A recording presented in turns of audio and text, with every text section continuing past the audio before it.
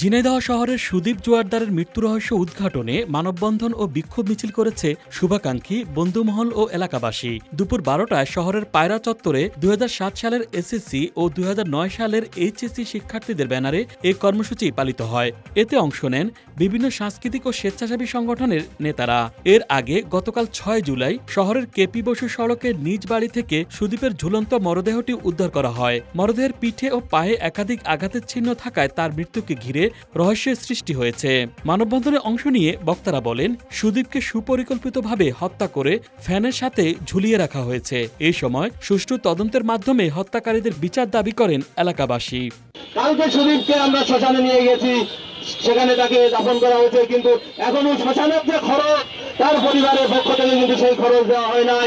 ইতিমধ্যে এখানে শ্মশান কমিটির সদস্যরা উপস্থিত আছেন, সেই খরচের কথা বারবার বলছেন, কিন্তু ওই খরচ কে দেবে?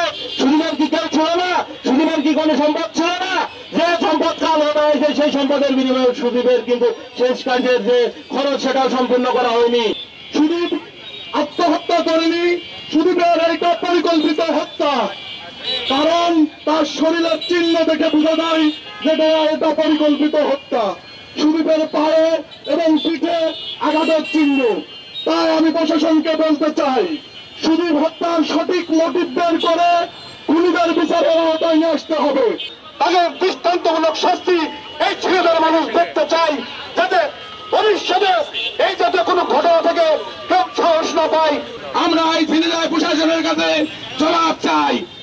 আগামী 24 ঘন্টার মধ্যে এই সুদীপ হত্যার বিচার করতে হবে এবং প্রকৃত যারা দোষী, যারা খুনি, তাদের আইনের আওতায় এনে সর্বোচ্চ শাস্তি, মৃত্যুদণ্ড কার্যকর করতে হবে।